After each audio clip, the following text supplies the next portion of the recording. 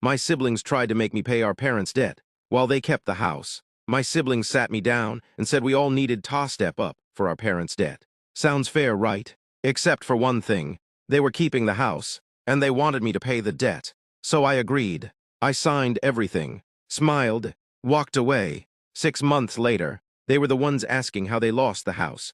When my parents passed, they didn't leave behind peace. They left behind paperwork, debt, and one asset, the house. My name is Michael Turner, oldest of 3, which in my family didn't mean respect. It meant responsibility. My brother Ryan, charming, irresponsible, always had a plan that never worked. My sister Lauren, organized, calculated, the kind of person who made decisions quickly, as long as someone else paid for them. And me, I was the one who fixed things, handled things, paid for things. So when we sat down to figure everything out, I already knew how it was going to go. We met at the house, the same living room we grew up in. Lauren had a folder. Ryan had coffee. I had a feeling. So Lauren started, "We need to talk about the debt." "How much?" I asked. "About $180,000, she said. I nodded slowly. "That's a lot." Ryan leaned forward. "But the house is worth more." "Of course it is. That's why we were having this conversation." Lauren slid a paper toward me. "We've been thinking about the best solution." I didn't touch it. "Go on."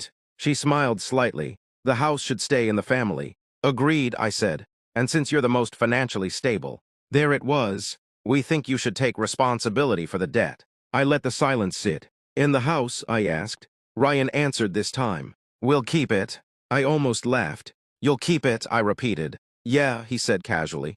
"We'll maintain it, maybe rent it out later. And I pay $180,000. Lauren nodded. "It's the fair solution." Fair? That word always sounds different depending on who's saying it. "What do I get?" I asked. Ryan frowned. "What do you mean?"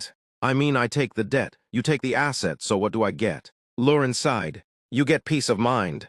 That's when I knew. They didn't think I'd question it. They thought I'd just accept it, like I always had. I leaned back, thought for a moment. Then I nodded.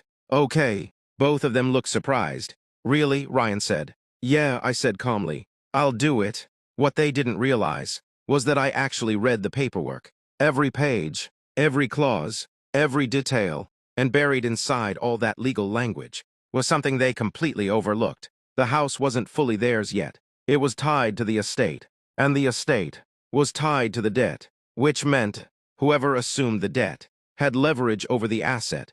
I didn't say anything. I just signed, took responsibility for the debt, and waited.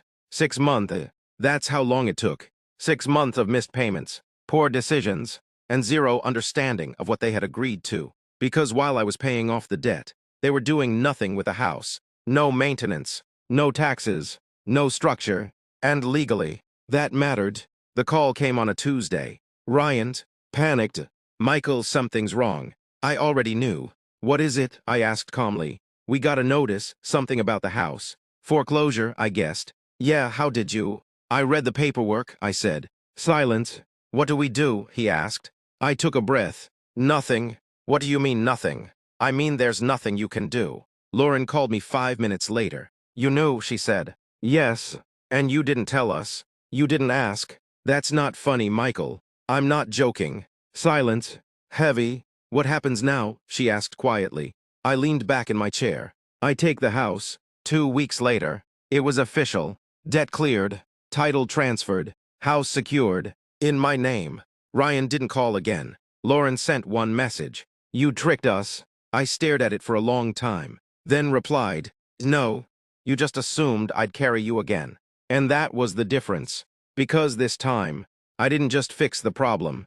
I made sure I wasn't the one paying for it.